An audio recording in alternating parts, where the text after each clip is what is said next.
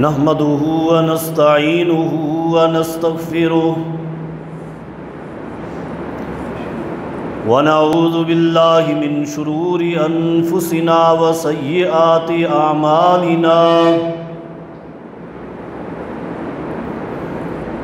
من يهده الله فلا مضل له ومن يضلل فلا هادي له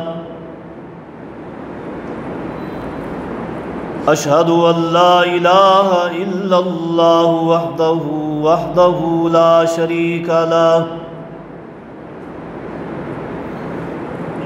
وأشهد أن سيدنا ونبينا محمدًا عبده ورسوله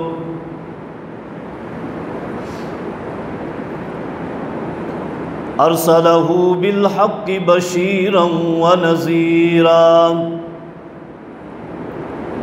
وداعيًا إلى الله بإذنه وسراجًا منيرًا أما بعد فإن أصدق الكلام كلام الله وأحسن الهدي هدي محمد صلى الله عليه وسلم وشر الأمور محدثاتها وكل محدثة بدعة وكل بدعة ضلالة وكل ضلالة في النار من أطاع الله ورسوله فقد رشد واهتدى ومن عصى الله ورسوله فقد ضل وغوى أعوذ بالله من الشيطان الرجيم بسم الله الرحمن الرحيم محمد رسول الله والذين معه أشداء على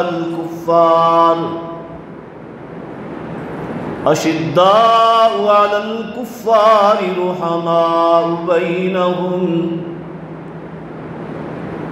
وقال النبي صلى الله عليه وسلم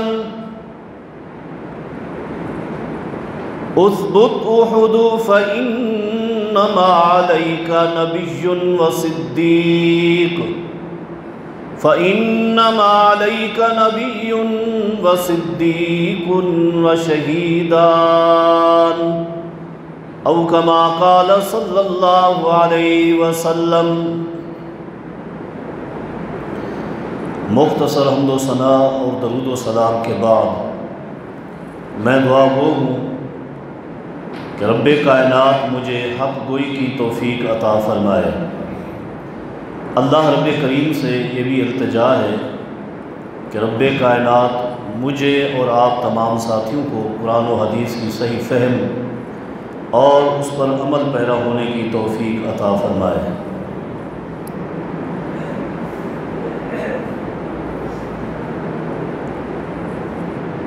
صحیح بخاری کے اندر ایک حدیث ہے کہ ایک دن امیر المؤمنین سیدنا عمر ابن خطاب رضی اللہ تعالی عنہ صحابہ و تابعین کی مجلس میں بیٹھے ہوئے سوال کرتے ہیں ایکم یحفظ احادیث النبی فی الفتن، لوگو تم میں سے کون ایسا شخص ہے جسے اللہ کے پیغمبر کی وہ احادیث یاد ہوں جو آپ نے آنے والے فتنوں کے بارے میں ارشاد فرمائی ہیں۔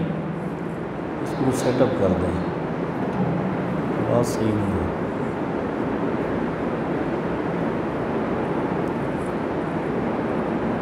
سیدنا حذیفہ بن یمان رضی اللہ تعالی عنہ، ان کے بارے میں معروف ہے کہ ان کی مبارک عادت تھی کہ رسول اکرم صلی اللہ علیہ وسلم سے جب بھی وقت ملتا تو فتنوں کے متعلق معلومات لیتے تھے۔ اس لیے تمام صحابہ کرام میں سب سے زیادہ آنے والے فتنوں کے بارے میں جو علم تھا وہ سیدنا حذیفہ بن یمان کے پاس تھا رضی اللہ عنہ۔ اس موقع پر سیدنا حذیفہ بن یمان رضی اللہ عنہ بھی موجود تھے، تو فرمانے لگے فتنۃ الرجل فی اہلہ و مالہ، آدمی کو فتنے میں ڈالا جائے گا اس کے گھر کے حوالے سے، اس کے مال کے حوالے سے۔ جب یہ بات سیدنا حذیفہ نے شروع کی تو سیدنا عمر بن خطاب رضی اللہ تعالیٰ عنہ فرماتے ہیں میں نے ان فتنوں کے بارے میں سوال نہیں کیا،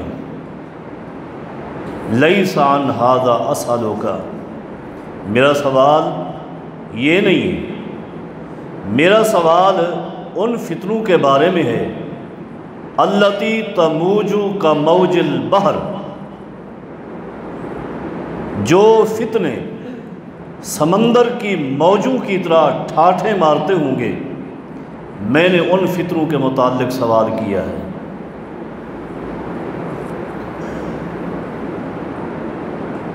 سیدنا حذیفہ ابن یمان رضی اللہ تعالیٰ عنہ فرماتے ہیں یا امیر المؤمنین، اے امیر المؤمنین، اے عمر رضی اللہ عنہ، آپ کو ان فتنوں سے کیا لگے؟ اس لیے ان بینک و بینہا باب مغلق، آپ کے اور ان فتنوں کے درمیان ایک دروازہ ہے جو کہ بند ہے۔ آپ کے اور ان فتنوں کے درمیان ایک دروازہ ہے جو کہ بند ہے، آپ ان کے بارے نہ پوچھیں۔ سیدنا عمر فرماتے ہیں حذیفہ یہ بتائیے ایفتح ام یکسر، میرے اور ان فتنوں کے درمیان میں جو دروازہ حائل ہے یہ بتائیں کہ وہ دروازہ کھولا جائے گا یا توڑا جائے گا؟ فتنے تو وہاں سے آنے، اب دروازہ کھلنے سے بھی آ سکتے ہیں، دروازہ توڑ دینے سے بھی آ سکتے ہیں، ویسے نہیں آ سکتے۔ تو سوال یہ ہے کہ ان فتنوں کا دروازہ کھولا جائے گا یا اس دروازے کو توڑا جائے گا؟ سیدنا حذیفہ فرماتے ہیں بل یکسر، اس دروازے کو توڑا جائے گا، کھولا نہیں جائے گا بلکہ توڑا جائے گا۔ کھولنے سے جو نقصان ہوتا ہے اس سے کہیں زیادہ نقصان اس دروازے کے توڑنے سے ہوتا ہے۔ سیدنا عمر رضی اللہ تعالیٰ عنہ خاموش ہو گئے۔ بعد میں کچھ تابعین نے سیدنا حذیفہ سے پوچھا کہ عمر نے فتنوں کے بارے میں سوال کیا تھا، جب آپ نے اتنا بتا دیا کہ دروازے کو توڑا جائے گا، اس کے بعد وہ خاموش ہو گئے، کیا امیر عمر ان فتنوں کو جانتے تھے؟ ان فتنوں کو جانتے تھے؟ سیدنا حذیفہ فرماتے ہیں جی ہاں، امیر عمر رضی اللہ تعالیٰ عنہ ان فتنوں کو اتنا قریب سے جانتے تھے، اتنا اچھی طرح جانتے تھے جس طرح آپ میں سے ہر شخص یہ جانتا ہے کہ کل ہونے سے پہلے ابھی رات آئے گی، ابھی رات آئے گی پھر کل ہوگی۔ جس طرح یہ معاملہ تمہارے درمیان یقینی ہے، عمر رضی اللہ تعالیٰ عنہ بھی ان فتنوں کو اسی طرح یقینی طور پر جانتے تھے۔ تو فرمایا اچھا یہ بتائیں اس دروازے سے مراد کیا ہے؟ جس دروازے کو توڑا جائے گا وہ دروازہ کون ہے؟ فرمایا عمر ہو، وہ دروازہ خود عمر ہے، وہ دروازہ خود عمر ہے۔ یعنی امت محمد میں آنے والے فتنوں کے آگے جو آڑ ہے، جو دیوار ہے، ایک بند دروازہ ہے، وہ امیر عمر ہیں رضی اللہ عنہ۔ جب امیر عمر اس دنیا میں نہیں رہیں گے، چلے جائیں گے، تو فتنوں کا دروازہ ٹوٹ پڑے گا، امت محمد پر فتنوں کی یلغار ہو جائے گی۔ فتنوں کے آگے رکاوٹ پیغمبر کا صحابی امیر عمر ہے رضی اللہ عنہ۔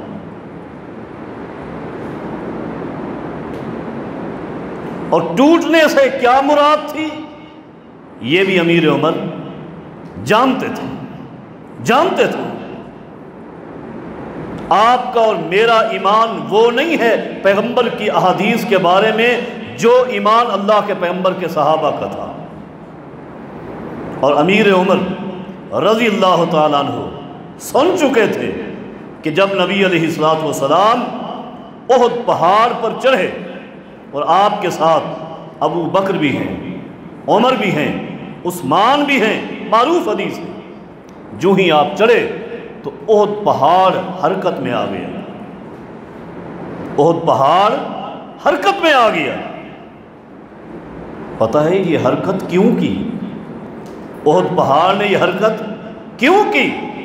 اس لیے کہ احد پہاڑ ان مبارک ہستیوں کے چڑھنے کی وجہ سے خوشی میں آیا اور خوشی سے ہلنے لگ گیا، خوش ہو گیا یہ پہاڑ۔ یہ اس پہاڑ کی خوشی ہے، خوشی میں ہل رہا ہے۔ یہی تو وجہ ہے کہ نبی علیہ الصلوۃ والسلام فرمایا کرتے تھے، لوگوں احد کی طرف اشارہ کر کے فرمایا کرتے تھے، احد جبل یحبنا ونحبہ، یہ احد وہ پہاڑ ہے جو ہم سے محبت کرتا ہے اور ہم اس سے محبت کرتے ہیں۔ یہ اس کی محبت کا انداز تھا، حرکت میں آ گیا۔ نبی علیہ الصلوۃ والسلام نے اپنا مبارک پاؤں اس پہ مارا اور فرمایا اثبت احد، اے احد رک جا، حرکت نہ کر، انما علیک نبی و صدیق و شہیدان، آج تیرے اوپر اللہ کا ایک نبی ہے، ایک صدیق ہے اور 2 شہید چل رہے ہیں۔ وہ شہید کون ہیں؟ ایک سیدنا عمر ہیں اور دوسرے سیدنا عثمان ہیں رضی اللہ عنہ۔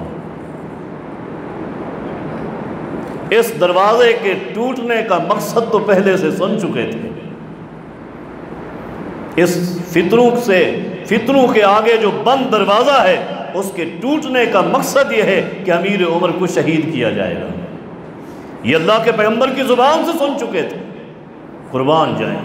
اور پھر کیا ایمان تھا، کیا محبت تھی اللہ کے ساتھ، شہادت کی خبر تو سن چکے، یہ تو یقینی ہے، لیکن پھر اللہ کے ساتھ پیار دیکھیں، محبت دیکھیں، لاڈ کا انداز دیکھیں، دعا کرتے ہیں۔ اکثر امیر عمر رضی اللہ عنہ دعا کرتے ہیں، کیا دعا؟ اللہم ارزقنی شہادتاً فی سبیلک وجعل موتی فی بلد رسولک۔ بڑی پیاری دعا، بڑی اللہم ارزقنی شہادتاً فی سبیلک، اے اللہ اپنے راستے میں شہادت عطا فرما۔ یہ تو برحق ہے، یہ تو سن چکے ہیں، لیکن آگے سنیے، وجعل موتی فی بلد رسولک، اے اللہ موت بھی تیرے پیغمبر کے شہر میں آئے، شہادت بھی تیرے پیغمبر کے شہر میں آئے۔ کئی بار صحابہ کرام، کبار صحابہ کرام نے امیر عمر سے فرمایا، عمر شہادت مانگتے ہو ٹھیک ہے، لیکن اللہ کے پیغمبر کے شہر میں یہ کیسے مانگتے ہو؟ یہ تو دار السلام ہے، یہ تو دار الہجرہ ہے، اب یہاں ایمان ہے، اسلام ہے، شہادت تو ملتی ہے بارڈر پر، فوجیوں کے ساتھ جا کر دین اسلام کی نصرت میں لڑنے کے لیے پہنچتے ہیں، وہاں شہادت ملتی ہے، وہ دور بارڈر پہنچ چکے اور آپ اللہ کے پیغمبر کے شہر میں شہادت مانگتے ہیں۔ قربان جائیں۔ پیغمبر کے شہر میں شہادت مانگی، رب نے دعا ایسی قبول کی، پیغمبر کے مصلی پہ شہادت عطا فرما دی۔ کیسی ہستی، کیسا اللہ کے ساتھ ایک لاڈ اور پیار اور محبت کا انداز ہے۔ شہادت تو ملنی ہے، لیکن اے اللہ اپنے محبوب کے شہر میں شہادت عطا فرما۔ اللہ نے شہادت عطا کی ہے محبوب کے مصلی پر، مصلی پر۔ شہادت سے کچھ روز پہلے امیر عمر رضی اللہ تعالیٰ عنہ کو اللہ کی طرف سے اطلاع بھی ملی۔ بذریعہ خواب نبی علیہ الصلوۃ والسلام کا فرمان ہے کہ نبوت ختم ہو چکی، اب نیک لوگوں کو خوابوں کے ذریعے اللہ بشارتیں عطا فرمائے۔ یہ بڑی حدیث طویل ہے، میں وضاحت نہیں کر رہا۔ امیر عمر رضی اللہ تعالیٰ عنہ نے اپنی شہادت سے کچھ روز پہلے ایک خواب دیکھا ہے، اور صبح اپنا خواب بیان کیا ہے کہ میں نے رات کو خواب دیکھا ہے، رأیت دیکن احمرا، میں نے سرخ رنگ کا ایک مرغہ دیکھا ہے، سرخ رنگ کا ایک مرغہ دیکھا ہے۔ فَنَكَرَنِي ثَلَاثَ نَكَرَاتٍ بَيْنَ السُنَّةِ وَالسُّرَّةِ، جس نے پسلی کے اختتام اور ناف سے اوپر یہاں درمیان میں 3 مرتبہ مجھے ٹھونگے ماری ہیں۔ یہاں جو پسلیوں کا اختتام ہوتا ہے یہ حصہ اور ناف، اس کے درمیان میں نے دیکھا اس سرخ مرغے نے مجھے 3 ٹھونگے ماری ہیں۔ یہ خواب جو ہی پھیلا، سیدہ اسماء بنت امیس رضی اللہ عنہ فرماتی ہیں عمر سے کہیے فلیو سے جلدی سے وصیت کر لیں، اللہ کا بلاوا آ گیا ہے۔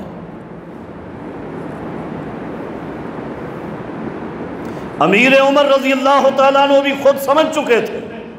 ابو موسیٰ اشعری فرماتے ہیں کہ خود امیر عمر رضی اللہ تعالیٰ عنہ نے فرمایا لوگو میرے جانے کا وقت آ گیا ہے۔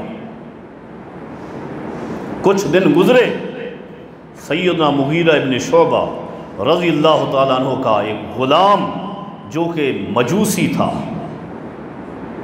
مجوسی ابو لؤلؤ فیروز مجوسی، شکایت لے کر آیا امیر عمر رضی اللہ تعالیٰ عنہ کے پاس۔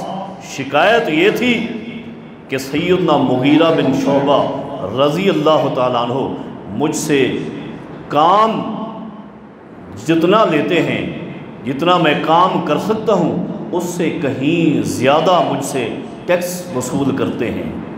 یہ ان کا غلام تھا۔ کتنا ٹیکس لیتے ہیں بتایا؟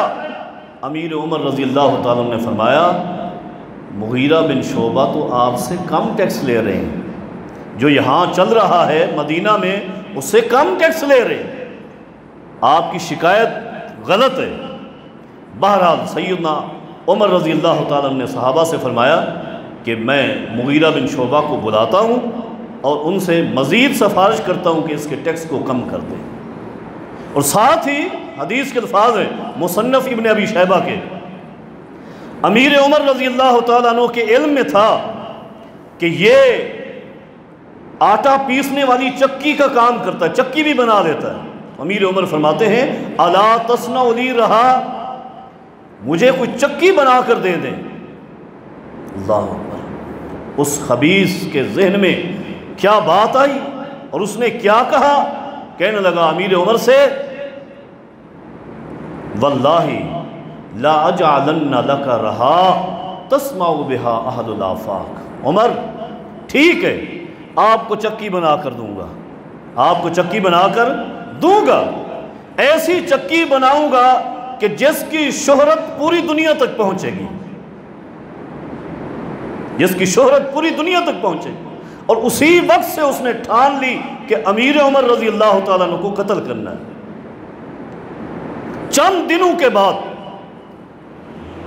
موقع لے کر 26 ذی الحج کو جب امیر عمر رضی اللہ تعالیٰ عنہ فجر کی نماز پڑھانے کے لیے مصلی پہ چڑھے، نماز شروع کی، اللہ اکبر، ایک روایت میں آتا ہے کہ امیر عمر رضی اللہ تعالیٰ عنہ جب گھر سے نکلتے تھے راستے میں اگر کسی شخص کو دیکھ لیتے کوئی لیٹا ہے، کیونکہ امن تھا، امان تھی، لوگ لیٹے رہتے، راستے میں سوئے پڑے رہتے تھے، تو درہ ہاتھ میں ہوتا، لوگوں کو نماز کے لیے اٹھاتے ہوئے جاتے تھے۔ نماز پڑھانے سے پہلے امیر عمر رضی اللہ تعالیٰ عنہ صفوں میں چکر لگاتے، صفیں خود سیدھی کرتے، صفیں سیدھی کی، نماز شروع کرنے لگے، اللہ اکبر کہا۔ بعض روایت میں ہے کہ قرات شروع کی تھی، اور بعض روایات میں ہے کہ ابھی قرات شروع نہیں کی تھی کہ اس مجوسی نے، ابو لولو فیروز نے سامنے سے آ کر خنجر کے ساتھ مسلسل 3 بار کیے، 3 وار کیے۔ جو ہی یہ وار کیا، قربان جائیں امیر عمر رضی اللہ تعالیٰ عنہ کی زبان سے آج بھی اللہ نے عظیم ترین جملہ نکلوایا ہے، اس لیے ان اللہ جعل الحق علی لسان عمر وقلبہ، اللہ نے عمر کی زبان پر، عمر کے دل میں حق کو پیوست کر دیا ہے، آپ کی زبان سے ہمیشہ حق نکلتا ہے۔ جو ہی اس خبیث نے وار کیا ہے، اس لعنتی الملعون نے وار کیا ہے، امیر عمر رضی اللہ تعالیٰ عنہ کی جو آواز نکلی ہے، پہلی آواز یہی ہے، اکلنی الکلب، لوگوں مجھے کتے نے کاٹ لیا ہے۔ صحابہ کا دشمن دنیا کا بدترین کتا ہے، بدترین کتا ہے دنیا کا، لعنتی ہے اور ملعون ہے۔ جو پیغمبر کے صحابہ کا دشمن ہو، قاتل ہو صحابہ کا، وہ لعنتی ہے۔ اس کو امیر عمر کی زبان نے کتا کہا ہے، بلکہ بدترین کتا ہے۔ لیکن حیرت ہوتی ہے ان لوگوں پر جو ایسے لعنتی اور کتے لوگوں کی درباریں اپنے ملکوں میں بنا کر بابا شجاع الدین کے نام دیں اور نظر و نیاز کریں، سجدے کریں۔ پیغمبر کے عظیم ترین صحابی سیدنا عمر نے یہ فرمایا ہے، اکلنی الکلب، مجھے آج ایک کتے نے کاٹ لیا۔ کتے کی درباریں بناتے ہو، شرم نہیں آتی تمہیں، حیا نہیں ہے۔ پیغمبر کے صحابہ کے دشمن کائنات کے بدترین کتے ہیں۔ سیدنا عمر فرماتے ہیں، لوگوں مجھے کتے نے کاٹ لیا ہے، اور پیچھے مڑ کر ہاتھ سے پکڑا عبد الرحمن بن عوف کے اور اپنے مصلے پہ کھڑا کر دیا، بے ہوش ہو گئے۔ قرات کی آواز آئی عبد الرحمن بن عوف کی رضی اللہ عنہ، صحابہ پیچھے سے سبحان اللہ کی آوازیں دے رہے ہیں کہ نماز تو شروع کی تھی عمر بن خطاب نے، اور آواز قرات آئی ہے عبد الرحمن بن عوف کی، لیکن اس منحوس نے، اس لعنتی نے بھاگنے کی کوشش کی، اور صحابہ کی صفوں سے بھاگتے ہوئے بھی وہ خنجر مارتا ہوا گیا۔ 13 صحابہ کرام کو زخمی کیا، جن میں سے 7 انہی زخموں کی وجہ سے فوت ہو گئے، شہید ہو گئے۔ آخر میں ایک صحابی رسول کے قریب جب پہنچا تو ان کے پاس ایک بڑا جبہ تھا انہوں نے پہنا ہوا، وہ جبہ اس پر ڈالا پکڑنے کے لیے۔ جب اس کو پتا چلا کہ پکڑا جاؤں گا، اس نے وہی خنجر اپنی گردن پہ چلا دیا اور وہیں جہنم واصل ہو گیا، وہیں جہنم میں چلا گیا۔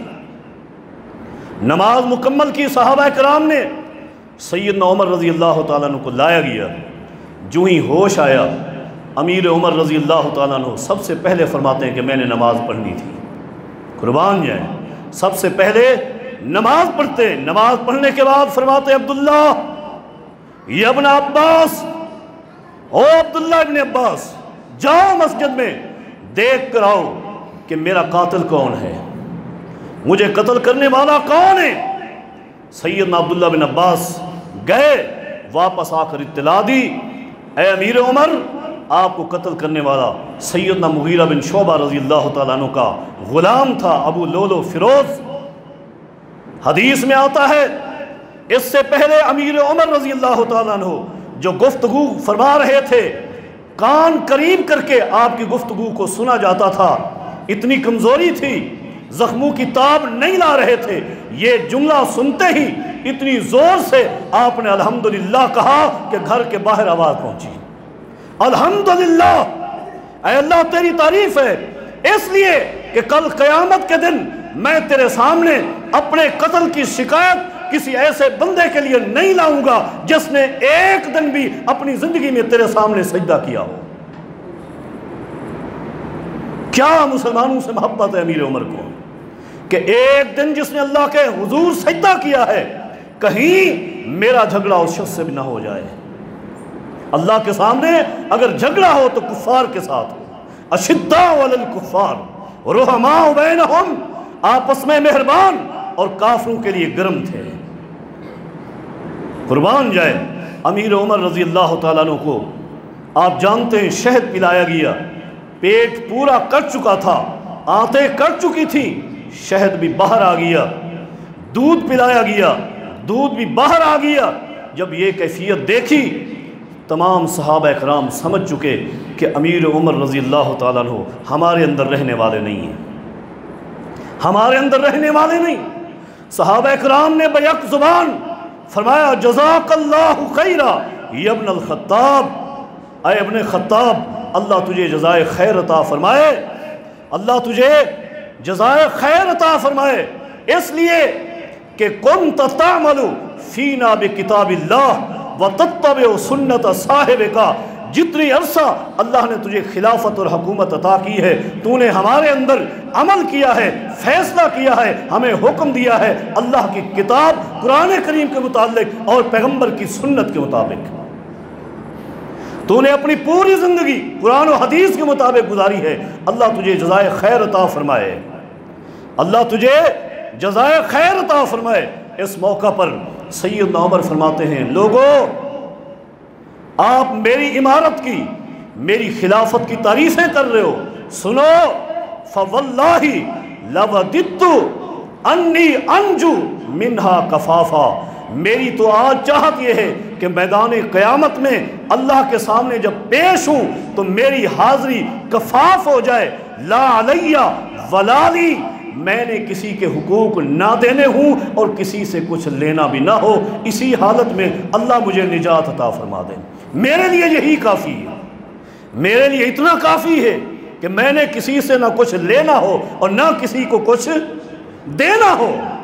حضرات کون ہے؟ یہ امیر عمر ہیں رضی اللہ تعالیٰ عنہ، جو اپنی زندگی کی نجات کے لیے، اخروی نجات کے لیے اتنا دعائیں کر رہے ہیں کہ اللہ مجھے معاف کر دینا، اللہ مجھے صرف معاف کر دے، بس میرے لیے یہی کافی ہے۔ کون؟ عمر، جس کی نیکیوں کا، جس کے اعمال صالحہ کا عالم یہ ہے کہ ایک رات آسمان پہ ستاروں کی روشنی، ستارے چمکتے ہوئے، جب چاند نہ ہو تو پھر ستاروں کی روشنی بڑی خوبصورت منظر کی ہوتی، آسمان پہ نظر پڑی ماں جی عائشہ کی رضی اللہ تعالیٰ عنہ، نبی علیہ الصلوۃ والسلام کے بستر پہ لیٹی ہوئی نبی علیہ الصلوۃ والسلام سے سوال کرتی ہیں آقا حل لأحد من الحسنات عدد نجوم السماء، جس طرح آسمان کے ستارے بے شمار ہیں، ان کی گنتی اللہ کے علاوہ کوئی نہیں جانتا، آقا بتائیے کیا آپ کے شاگردوں میں بھی کوئی ایسا شخص ہے کہ جس کی نیکیاں آسمان کے ستاروں کی طرح لا تعداد ہو؟ فرمایا نعم عائشہ، جی ہاں میرا ایسا شاگرد موجود ہے۔ کون ہے؟ فرمایا عمر ابن الخطاب، عمر ابن خطاب ہے۔ چونک گئی سیدہ عائشہ رضی اللہ عنہا، ان کی چاہت تو کچھ اور تھی۔ عرض کی اللہ کے رسول وَأَيْنَ حَسَنَاتٌ لِأَبِي بکر، میرے ابا ابو بکر کی نیکیاں کہاں گئیں؟ میں نے تو سمجھا تھا کہ آسمان کے ستاروں کی طرح نیکیاں اگر کسی کی ہوں گی تو اس امت میں ابو بکر صدیق کی ہوں گی۔ نبی علیہ الصلوۃ والسلام فرماتے ہیں عائشہ پریشان نہ ہو، انما جمیع حسنات عمر کلیلۃ واحدۃ لأبی بکر، عمر کی پوری زندگی مل کر ابو بکر کی غار ثور میں گزری ہوئی ایک رات کی نیکی کا مقابلہ نہیں کر سکتی۔ یہ وہ عمر ہیں جس کی لاتعداد نیکیاں، آسمان کے ستاروں کی طرح نیکیاں، لیکن عرض کیا کرتے ہیں، دعا کیا کرتے ہیں؟ لوگوں میری دعا یہ ہے کہ اللہ مجھے معاف فرما دے، اللہ تعالیٰ مجھے صرف معاف فرما دے، میرے لیے یہی کافی ہے۔ یہ امیر عمر ہیں رضی اللہ تعالیٰ عنہ۔ تو میں یہ عرض کر رہا تھا اسی زخمی کیفیت میں بیٹے سیدنا عبداللہ ابن عمر کے گود میں سر رکھا ہوا ہے اور فرماتے ہیں بیٹا اب مجھے یقین ہو گیا ہے، میرے جانے کا وقت آ گیا ہے، لیکن جاؤ اللہ کے پیغمبر کی بیوی سیدہ عائشہ رضی اللہ تعالیٰ عنہ کے پاس جاؤ، عائشہ سے کہو کہ آپ کے حجرے میں 2 قبریں موجود ہیں، ایک اللہ کے پیغمبر کی اور ایک ابو بکر صدیق کی رضی اللہ عنہ، تھوڑی سی جگہ باقی ہے، اگر اجازت ہو تو میں اپنے ان 2 یاروں کے ساتھ لیٹ جاؤں، اگر اجازت ہو تو لیٹ جاؤں، لیکن بیٹا سید عائشہ سے جب اجازت مانگنی ہے تو یہ نہیں کہنا کہ امیر المؤمنین کہہ رہے ہیں، بلکہ کہنا عمر کہہ رہے ہیں، کہیں امیر المؤمنین کا خیال نہ آئے۔ سیدنا عبداللہ چلے گئے، اجازت مانگی، سید عائشہ رضی اللہ تعالیٰ عنہ فرماتی ہیں اے عبداللہ یہ جگہ تو میں نے اپنے لیے رکھی تھی، یہ جگہ تو میں نے اپنے لیے رکھی تھی، لیکن عمر کا پیغام آ گیا تو میں عمر کو اپنے اوپر ترجیح دیتی ہوں، اس لیے کہ عمر کے احسانات ہیں، عمر کے سید عائشہ پر احسانات ہیں۔ حضرات ایک احسان یہ بھی ہے کہ جب سید عائشہ رضی اللہ عنہ پر تہمت لگی تھی، نبی علیہ الصلوۃ والسلام پریشان تھے، مشورہ پوچھا، صحابہ نے مختلف مشورے دیے، امیر عمر نے جو مشورہ دیا تھا سونے کے پانی کے ساتھ لکھنے کے قابل ہے۔ سیدنا عمر نے فرمایا تھا اللہ کے رسول صلی اللہ علیہ وسلم مجھے اتنا جواب دیجئے عائشہ سے آپ کی شادی کس نے کروائی؟ ہم اس سے پوچھیں گے کہ آپ کے لیے کون سی بیوی اس نے پسند کی ہے۔ نبی علیہ الصلوۃ والسلام نے اپنی انگلی آسمان کی طرف اٹھائی، انگلی پیغمبر کی آسمان کی طرف اٹھی، عمر کی تلوار نیام سے باہر آ گئی کہ میں ابھی ان منافقین کو قتل کرتا ہوں۔ رب نے پیغمبر کے لیے ایسی چوائس نہیں کی۔ حضرات یہ احسانات تھے۔ سید عائشہ فرماتی ہیں عبداللہ جائیے، عمر سے کہیے آپ کو اجازت ہے، اور میں یہاں یہ بھی عرض کرتا چلا جاؤں یہ اجازت سیدہ عائشہ رضی اللہ تعالی عنہا کے ایک دیرینہ خواب کی تکمیل ہے، ایک دیرینہ اور پرانے خواب کی تکمیل ہے۔ سیدہ عائشہ رضی اللہ عنہا نے نبی علیہ الصلوۃ والسلام کی حیات مبارکہ میں ایک خواب دیکھا تھا۔ رأیت، سیدہ عائشہ فرماتی رأیت فی المنام ثلاث اقمار سقطن فی حجرتی، میں نے دیکھا کہ آسمان پر 3 چاند نمودار ہوئے ہیں اور وہ تینوں چاند میرے حجرے کے اندر گر گئے، تینوں چاند میرے حجرے میں گرے۔ میں نے اپنا یہ خواب سب سے پہلے سنایا اپنے ابا ابو بکر صدیق کو رضی اللہ عنہ۔ ابا نے خواب سنا، فرمایا بیٹی آج کے بعد یہ خواب کسی کو نہیں سنانا، اس کی تعبیر میں تمہیں بتاؤں گا، اس کی تعبیر میں بتاؤں گا۔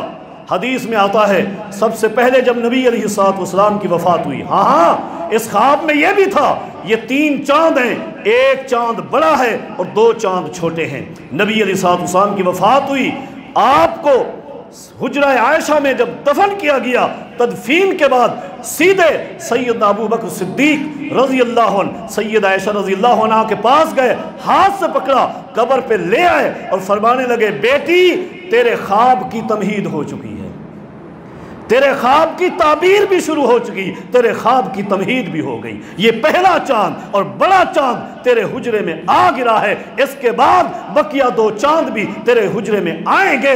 دوسرا چاند آیا ہے ابو بکر صدیق، تیسرا چاند آیا ہے عمر ابن خطاب رضی اللہ عنہما۔ پیغمبر بھی چاند ہے، یہ آپ کے یہ ستارے یہ بھی چاند ہیں، جو ان چاندوں کو ستاروں کو بھونکے وہ کائنات کا بدترین کتا ہو سکتا ہے۔ یہ خواب کی تکمیل ہے۔ دوبارہ جا کے خبر دی، ماں جی نے اجازت دے دی ہے۔ امیر عمر فرماتے ہیں بیٹا ابھی میں زندہ ہوں، زندہ کا ایک روب ہوتا ہے، ایک وجاہت ہوتی ہے، لیکن جب میں دنیا سے چلا جاؤں میری لاش کو لے کر جاؤ، باہر رکھ دینا، ماں جی عائشہ سے دوبارہ اجازت مانگنا، اگر اجازت دے دیں حجرے میں دفن کر دینا، اگر ماں جی اجازت نہ دیں تو مجھے جنت البقیع میں دفن کر دینا۔ حضرات بیٹے عبداللہ نے باپ کے سر کو اپنی گود میں رکھا ہوا ہے، قربان جائیں، بے ہوش ہو گئے، ہوش آیا، موت کی کشمکش ہے، فرماتے ہیں بیٹا ذا راسی بالارض، عبداللہ میرے سر کو اپنی گود سے نکال اور زمین پہ رکھ دے۔ یہ کہنے کے بعد دوبارہ بے ہوش ہو گئے، تھوڑی دیر کے بعد ہوش آیا، پھر فرمانے لگے عبداللہ، زبان ہلی، عبداللہ کان قریب لے گئے، آواز تھی ذا راسی بالارض، عبداللہ اپنی گود سے میرے سر کو نکالو اور زمین پہ رکھ دو۔ پھر بے ہوش ہو گئے، پھر ہوش آیا، وہی آواز ہے، سیدنا عبداللہ رضی اللہ تعالیٰ عنہ، پیارا بیٹا، احترام کرنے والا بیٹا، باپ کے حکم پر عمل کرتے ہوئے گود سے سر کو نکال کے زمین پہ جو ہی رکھتے ہیں، سیدنا عمر رضی اللہ تعالیٰ عنہ قربان جائیں اپنے سر کو زمین پہ رگڑنا شروع کر دیتے ہیں، خاک آلود کرتے ہیں، اور ساتھ ہی زبان سے الفاظ ہیں ویل عمر و ویل امہ، ویل عمر و ویل امہ، اے عمر کے لیے ہلاکت، اس کی والدہ کے لیے ہلاکت، ان لم یغفر اللہ لہ، اگر اللہ نے عمر کو معاف نہ کیا عمر بھی تباہ ہو گیا، عمر کی ماں بھی تباہ ہو گئی۔ یہ کون عمر ہے؟ یہ کون عمر ہے حضرات؟